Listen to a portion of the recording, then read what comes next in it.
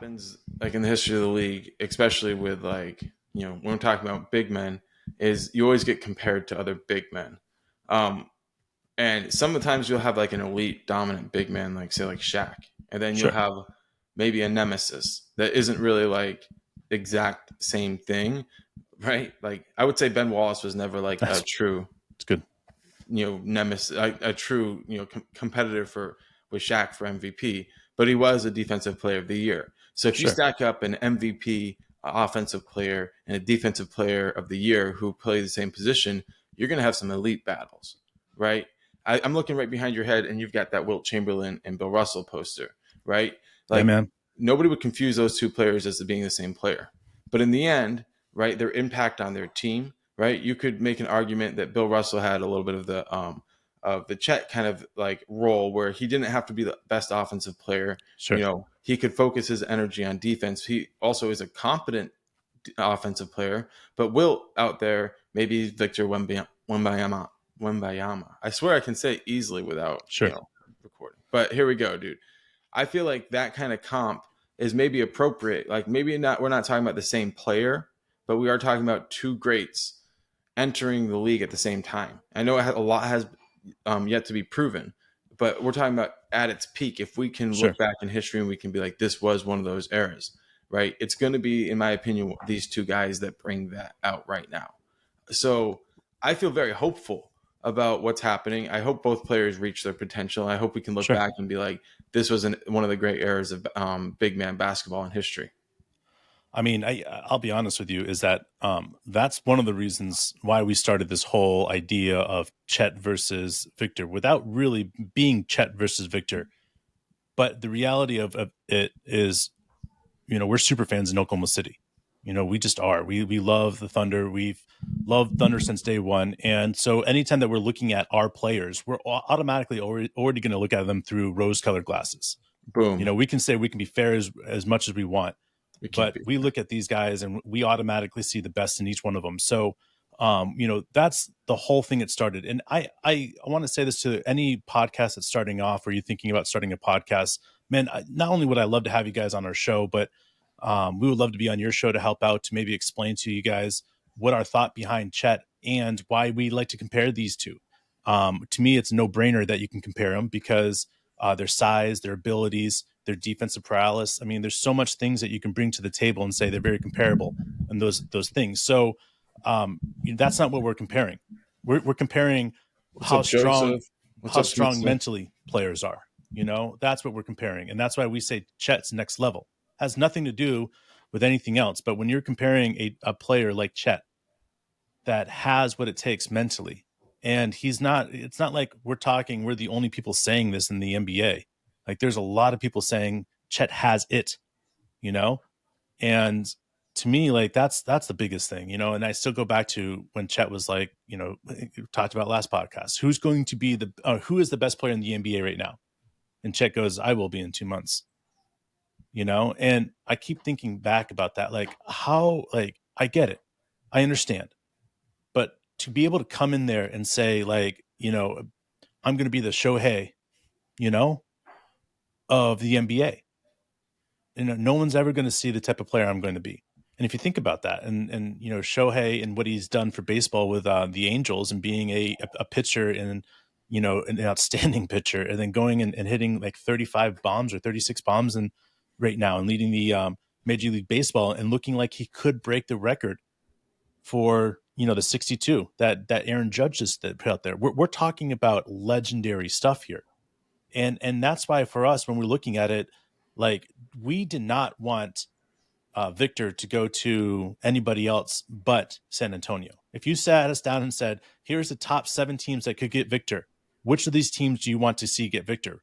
We would say San Antonio right away. Why? Because we knew that San Antonio would bring out the best in him. And it's going to be a competitive league with him and Chet there.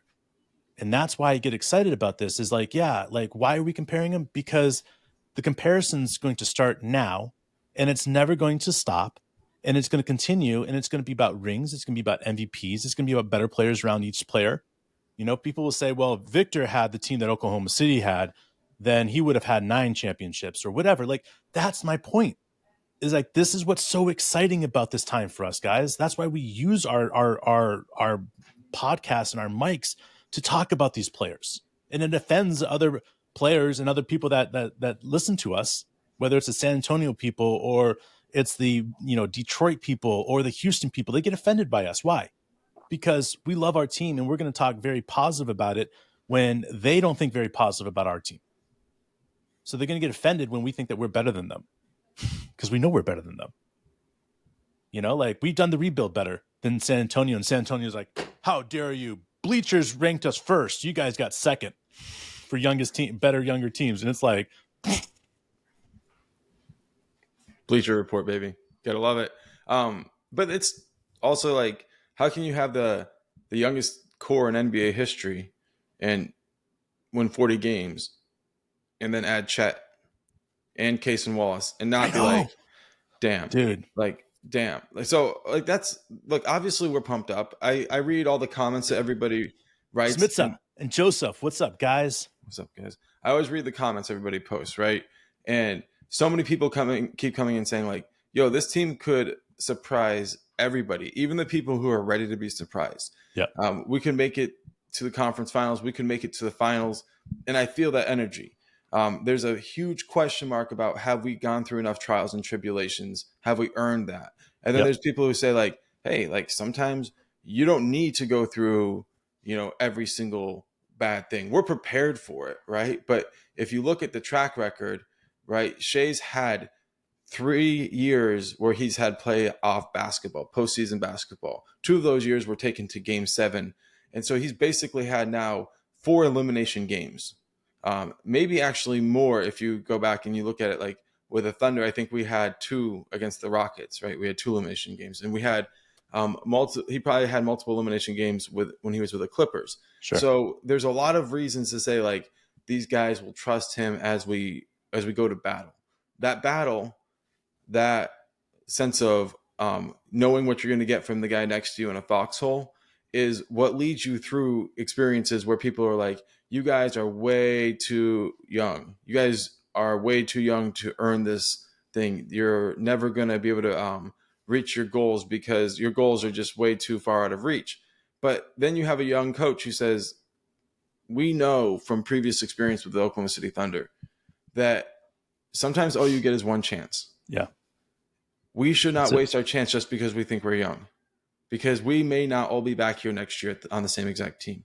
And if we have a chance, we have to seize it right away, which means you have to play locked in basketball for, honestly, stretches that we haven't seen yet as Thunder fans. Sure. And that's what gets me excited, is because I feel like we have the capacity. If we were to play, if you look at the same schedule as last year, and we were to say like, take this team and play it, there would be more of the season than not we played like top tier basketball, top 5 in the league on both ends of the court. Whereas this last year we probably had maybe 35 games where we played elite, and maybe honestly is probably lower than that. Maybe like we snuck out a few that we didn't necessarily deserve. So 30 really, really good games. Mm-hmm. And Cody, like Robert, what's up, guys? We're sitting here, we're talking about, we think we could play 50 really good games, maybe 60 what's up, Punk? High level games. How does that happen? It happens through maturation and getting reinforcements at key positions, and really just having young players step up to the next level, which, I mean, look at what Jay did last year, and try to not get excited about what he could do in year 2. Dude, you what's take up, Cody. What's up, Robert? What's up, Unk?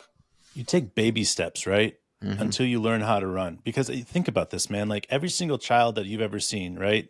They take these little steps for how long? Like 2 months, like barely standing up, and next thing you know, they're running.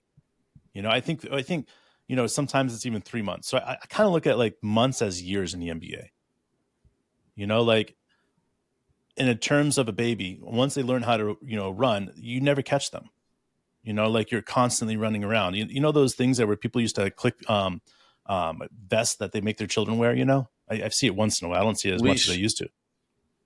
But back when, the leash, the dog leash. Back in the day when that was like, oh, that's the best way to keep control of your child. Like I get it. But the reality is where this Thunder team is that like they no longer have that. Hey, we're in the rebuild mode. mindset. And they're saying, can we do this? Can we win 50? Behind the scenes, they're in the locker room talking to each other. And Shea's like, hey, guys, if we do this right, we can win 50 wins. We can go 60 wins. We could do this. We could do that. Like in the next 3 years, these are the things that we can do. But it starts with what? This year, man. It starts this year. And anybody wants to say, well, yes, I understand, Chet should play 50 games or whatever. You're right. Chet plays as many games as he's ready to play. And after that, guess what? We're sitting in a really good position, man. A really, really good position to be able to sit and watch this team dominate the NBA. And no matter what we want to say, and all the other people in the background saying the Thunder aren't ready to dominate the NBA, I'm telling you guys, is there has been, I want to say, maybe 2 teams in the last 40 years that have been built as strong through the draft as the Oklahoma City Thunder. Think about that. 2 teams in 40 years. Like, that's how strong this team is. And when everybody starts seeing it this year and understanding, like, wow, look at the different dynamics they bring. Look at the coaching systems. Look at how Sam Presti wheeled and dealed and got this player and this player for almost nothing. Like, how did he get Isaiah Joe for nothing? How is he only paying him X amount of money? Like, this is all going to be like, what the hell? It's all this year. Everybody's sitting there and being like, what the fuck's going on with the Oklahoma City Thunder? But we are all here. We all see it. We all get to enjoy the beginning part. And now we all get to see and understand that this is the education of the game. You go out there, you rebuild quickly, you win 40 games, and you come back and you put yourself in a position to be a top 3 team in the West. I mean, that's progression, is it not? That's what it's all about. And we've seen teams take that step and also take a step backwards. And that's why building it the right way is so important, because otherwise you'll end up like in a spot. We don't want to talk about, another team like the Grizzlies right now. But Jared, you got it right. Wake and bake and basketball. So here's the thing. Oh, wait, Jaden. That's what I was about to say, man. Right. I like this, man. I got one for you all. Is it possible J-Dub or Giddey pop in a year or two and pass Shea on being the number 1 option? Now, listen, I want to make sure we understand this, and I want to make sure that I say this as clear as I possibly can, because Shea is a top 5 player in the NBA, in my opinion. Okay? So for us to be able to pass Shea, that means that J-Dub or Josh Giddey have to do some insane things. And I'm not going to say they're not going to do it. I'm not going to sit here and say that Shea or Josh Giddey won't be ahead of, or I'm sorry, J-Dub or Josh Giddey won't be ahead of Shea in MVP votings in a few years, man. Because here's the reality of how you build a team, right? Is you give these guys each an opportunity to grow. And I watched J-Dub do some insane things. And if J-Dub improves like he did year 1 from the beginning to the end, if he does that improvement right there in year 2, in year 3, in year 4, how many years is it going to take before J-Dub is 27 years old? And all of a sudden, a player that everybody's like, okay, who are you going to pick? Shea or J-Dub? And everybody's like, I'm not going to pick that. I mean, am I right? Like, why aren't we? I love the fact that you brought that up, Jaden, because we need to be talking about that more. Because at what point does Shea stop getting better, right? And J-Dub keeps climbing. Where's the ceiling? I don't think Shea's done getting better. I think Shea has a few more years before he's peaking. And that's insane even thinking what Shea's going to be capable of doing. So if Shea's not done peaking, that means that J-Dub has to pick up so much space every single year on Shea to be able to pass Shea. Is that possible? Anything's possible.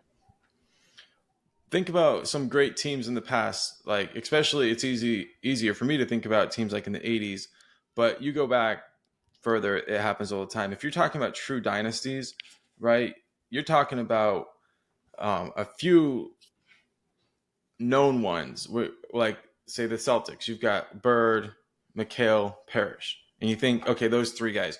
But in the end, there were plenty of other guys that really made that squad work.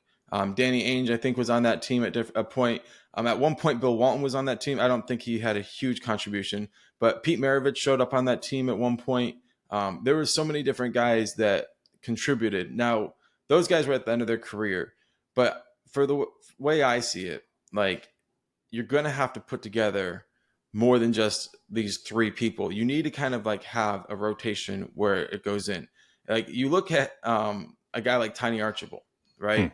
He was the last guy in the NBA to lead the league in assists and points in the same year, as Hmm. far as I think average. But um, you know, he wasn't. I don't think he was the MVP that year, right? And my point is, a lot of people looked at what he did a lot like Roger Maris, batting behind Mickey Mantle, Hmm. right? Like, if you don't have Shea Gilgeous-Alexander, will J Dub really do what he's doing? He's doing it because he's going up against the second best defender, and the Absolutely. teams can't help off of Shea. So they'll use that kind of to, like, discredit, and maybe it'll be true. Maybe there will be players out there who aren't like quite as good. Like Shea might be the better player, but J Dub averages a higher percentage because people know if you don't stop Shea, then you're never going to stop the beast.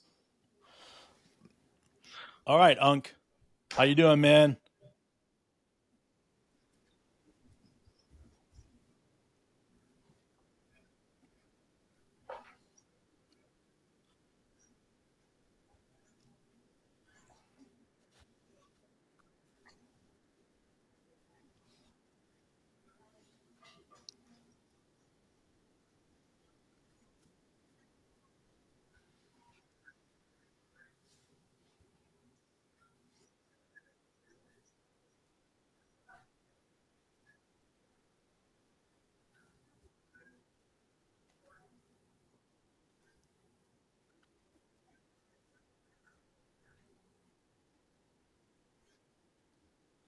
Yep.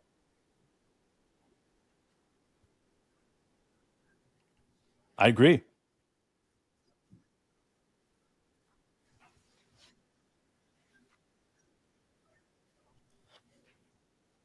Yeah, man. So, hey, Uncle, who do you think will average more points, J Dub, Chet, or Giddy this coming year? Ooh, that's a good one, Mark.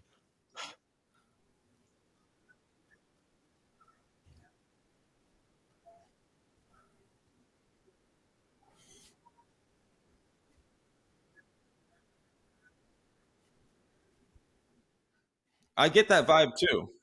Yeah, Yeah. the athleticism from the guard position, with a big, almost forward sized body. You know. Ooh.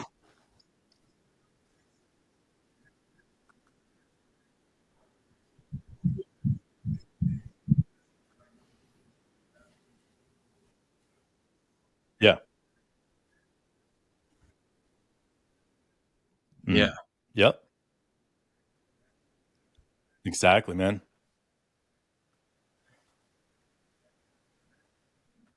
Yeah. I I think it's going to come down to, and this is just me, but the defensive minded set that J Dub has. Like Shea is a phenomenal defender. I'm not taking away from Shea at all. He locks down guys like crazy. But J Dub's ability to get the steals, to recognize the defense and stop the driver, to be able to get block shots, like the ability that he brings to the table makes him look more of a complete player in my mind and 5 years down the road. Just because again, I know, shame on me for saying that J Dub could end up being a better complete player than Shea, because what Shea brings to the table is phenomenal. His scoring ability is going to be legendary. But J Dub's ability to shut down the best defender as a rookie is scary.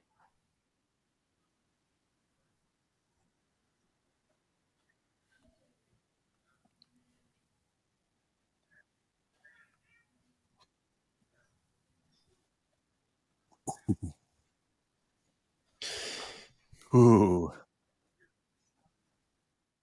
Yeah. 5. Yes. I I, think we I have think five. so. We could have six if we trade a player, but we You have we get have five guys that'll be future all Let's count them stars. real quick. We think Chet will be that. We think Giddy has that opportunity. We know Shea is that. Yep. I feel confident about J Dub developing into that.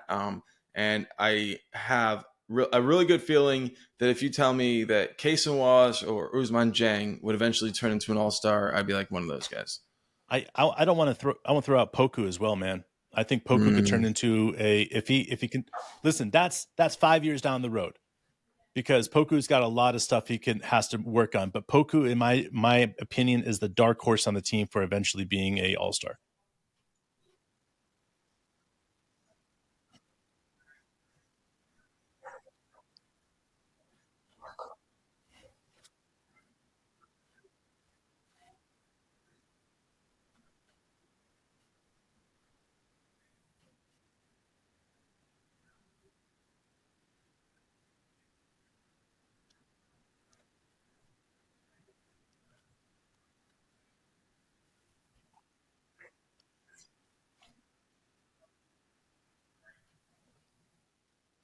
Yep.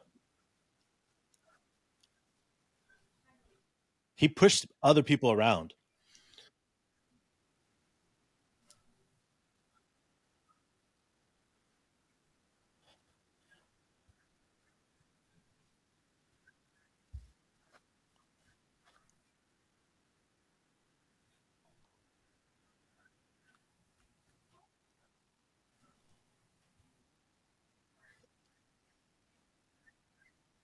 Yeah.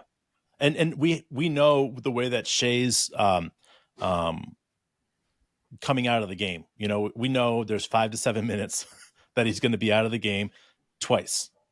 And knowing that is understanding what team is going to be in there to stop the bleed, essentially. And that's what's going to be exciting to me, is how Coach D prepares for those moments, because we need to continue to get Shea those massive breaks like that. If we can get him a quarter break a game, and he's only playing 3 quarters, and we're able to win, that's key right there, because we know Shea can score 30 points in 3 quarters. There's no doubt about that. What's up, Jared? What's up, Nancy? Nancy, Jared, James. I dig it what you're saying, Jared. When you say when outsiders have a problem with us having saying we have too much talent, that's not a real thing, guys. It's not a real thing. Just rotate, man. It's got to rotate. All right, Unc, we love you, man. Thank you. Hey, real quickly, Unc, before you go, so you're going to leave here, and then you're going to go to the second link I sent you, and then it'll upload.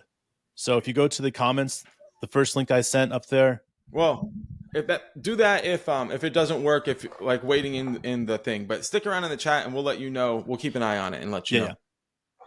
All right, man. Appreciate it.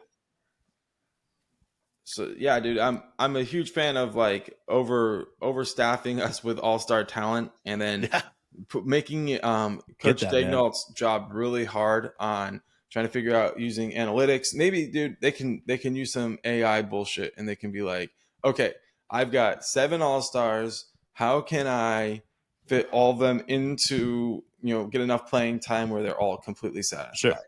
I don't know how that works exactly, but the way I see it is if all the guys, or a number of the guys that we're mentioning, do become all-stars, and we continue to add other teams, picks like Houston, we're talking about the Clippers, who are maybe talking about going through a rebuild right now. There's a lot of value in all of a sudden adding the number 8 pick, who has a system where there's a pathway. If he follows it, he could also become an all-star. I mean, I look at each one of these players, and I'm saying, if we have 5 or 6 all-stars on this team that we're watching, that means that we're going to end up with 2 or 3 of the greatest 75 or the greatest 100 players. I mean, think about that. In the next 25 years, if we have 5 to 6 all-stars on this team, that means that we've gone and won multiple championships. And if we've won multiple championships in the course of a 25 year time span, there's no way that we don't see at least 2 of the greatest 100 players in the history of the game that are going to be playing in front of us. And to me, that's yes, we're talking 25 years down the road, and that's 24 years down the road, whatever it is now. That's an enormous amount of time. But I look at this team, Mark, and I look at the way they've been built. I look at how solid they are, and I look at the strength of being able to have multiple MVP caliber players on this team. And it's oh shit, man. This is what is exciting. This is what makes me pumped up, because who would have ever thought when we drafted KD and Russ that they would end up being in the top 75 of all time? Who would have ever thought that Chris Paul and some of these other guys that we had the privilege of seeing not once but twice in their careers. Like these are the guys that we have the privilege of Oklahoma City Thunder fans or Oklahoma City basketball fans because of the Hornets. Thank you. Like we've had these privileges to be able to watch these players that are unbelievable in front of us. And I think that's what I keep going back to is that, Sam Presti's not doing what he's doing for the next 5 years of the organization. He's not doing it for 7 years. He's not doing it for 10 years. He's not doing it for 15 years. He's doing it for the next, 25, 30 years of the NBA. Because the stuff he's setting up now is going to be able to continue down the road when he's gone, long after he's gone. And that's what gets me pumped about this team. And that's what makes me excited about this team, because if this team is as good as we think it's going to be, like we're predicting it's going to be, that we put our names on the line that's going to be, right? Then guess what? This team wins championships. And we all get front rows of it because we've been sitting there saying this team is going to do that when everybody else is like, oh, well, this team's going to be solid for 10 years. And we're like saying, fuck that shit, man. No, we're not looking for solid for 10 years. That's not what we're looking for.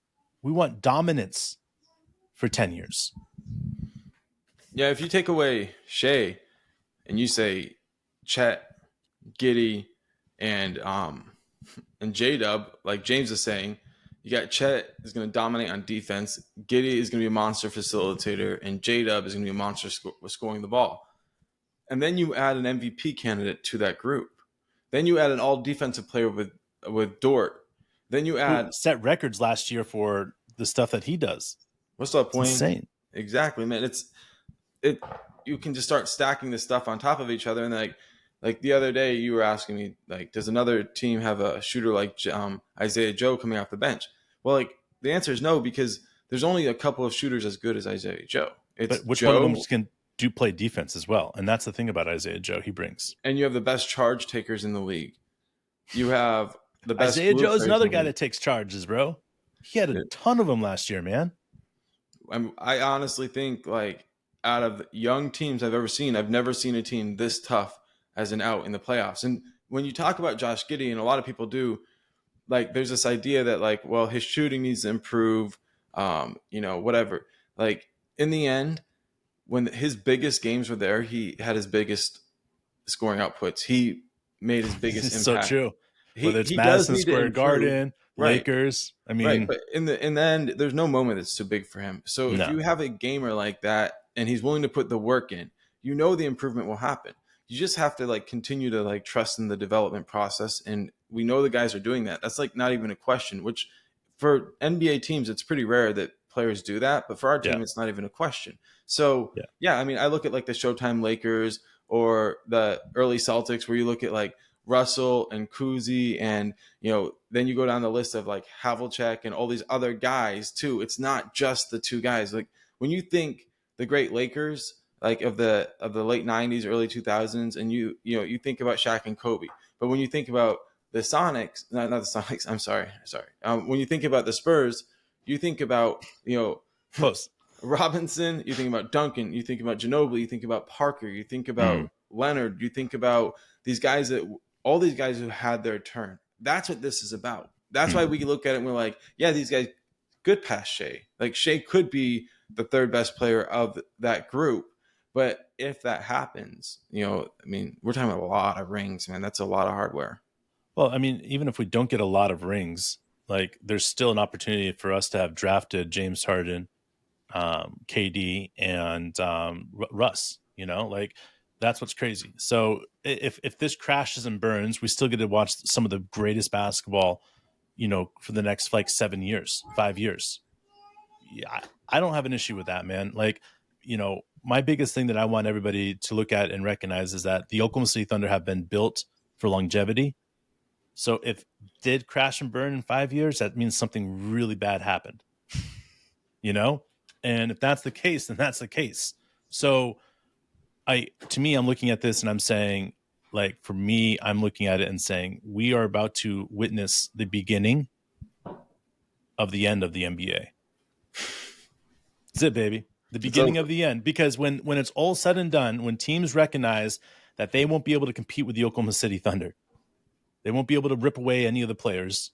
They're not going to be able to break into the locker room and be like, hey, come on, Draymond, come on, KD, come hang out with us tonight. There's not going to be any of that shit anymore. You're not going to take KD from us. You're not going to get Draymond and KD to be best friends there. Like what we have created in this Oklahoma City Thunder and the brotherhood that we all represent in Oklahoma City is insane, bro. It is insane because you look at Shea, you look at Dort, you got Canadians in there. We got real Canadians on our team, bro. Like, how exciting is that? Like, true, real Canadians on our team. And then you look at we've got a few Americans in there. That's cool. We got France represented. We've got Australia represented by two phenomenal players. I mean, Poku's represented. I'm going to call it Poku's country. Who cares about Jokic? Like we could go down the road, guys. Like when we started this whole worldwide Thunder family, like this was what we wanted to start. It's not just American basketball anymore. I mean, it's not. It's worldwide. Like our Thunder family, I mean, we find out every day new countries that listen to us. And it's exciting to me because like we're not just, a one-trick pony here in Oklahoma City anymore. We're not relying only on American talent. We're not. We have so many different countries represented, and it's so many different countries represented at a high level, man. That's it, baby. I love it, man. What's up, Tanner? Appreciate you joining us. We appreciate everybody joining us out there on a Saturday morning.